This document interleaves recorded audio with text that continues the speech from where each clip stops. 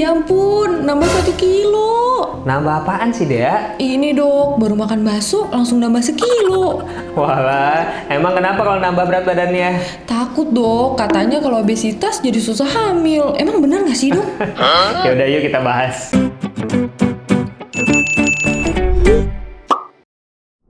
Hai Smart Moms Indonesia, welcome back to Dr. Niko Channel. Nah, kali ini kita akan bahas pengaruh berat badan terhadap kesuburan. Mau tau banget atau mau tau aja nih? Sebenarnya memang ada pengaruh berat badan tertentu terhadap kesuburan. Nah, berat badan yang kayak gimana sih yang sebenarnya mempengaruhi kesuburan? Yap, berat badan yang obesitas dan yang underweight. Kalau Smart Moms pengen tahu apakah berat badan yang ideal atau tidak, sebaiknya Smart Moms melakukan pengukuran menggunakan indeks massa tubuh. Kalau hasil pengukuran dengan indeks massa tubuh menunjukkan bahwa Smart Moms mengalami obesitas ataupun underweight, maka Smart Moms harus berhati-hati bahwa hal ini bisa saja mempengaruhi kesuburan Smart Moms. Nah, pada pasien-pasien yang obesitas biasanya mengidap penyakit bernama PCOS atau Polycystic Ovarian Syndrome. Hal ini menyebabkan gangguan resistensi insulin yang bisa juga berpengaruh terhadap perkembangan sel telur.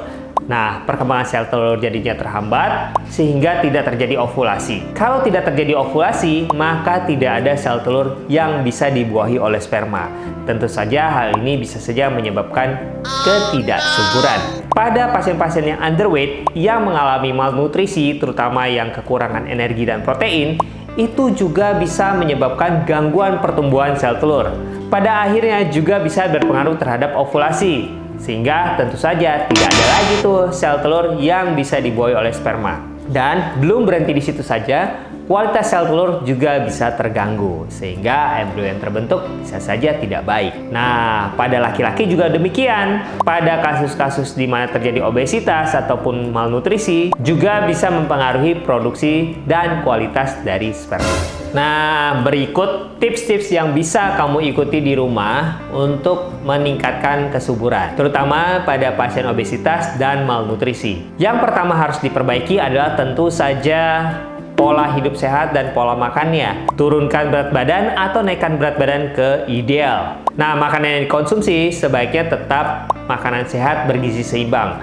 Cukup karbohidrat, cukup lemak, cukup protein, multivitamin, serat, dan cairan. Lakukan juga olahraga rutin, tidak perlu yang berat, cukup ringan hingga sedang, tetapi dilakukan berulang-ulang. Hal ini berfungsi untuk membakar kalori, sehingga menurunkan kadar lemak, dan membantu memperbaiki metabolisme di tubuh Smart Moms. Untuk Smart Moms yang memang memiliki kesulitan untuk melakukan diet, ataupun menaikkan berat badan, boleh nih. Sebenarnya Smart Moms bisa mengunjungi dokter spesialis gizi klinik untuk mengatur pola makan yang sesuai dengan kebutuhan Smart Moms. Nah, kalau sudah pola hidup sehatnya dan pola makan bergizi seimbangnya dilakukan tetapi belum hamil juga, maka jangan segan-segan untuk berobat ke dokter yang memang bergerak di bidang infertilitas untuk dilakukan pemantauan perkembangan sel telur. Sebelumnya bisa juga diberikan obat-obatan dan stimulasi terhadap sel telur. Lalu dipantau hingga mendekati ovulasi dan dijadwalkan waktu berhubungan yang tepat agar pada saat berhubungan tepat saat ovulasi,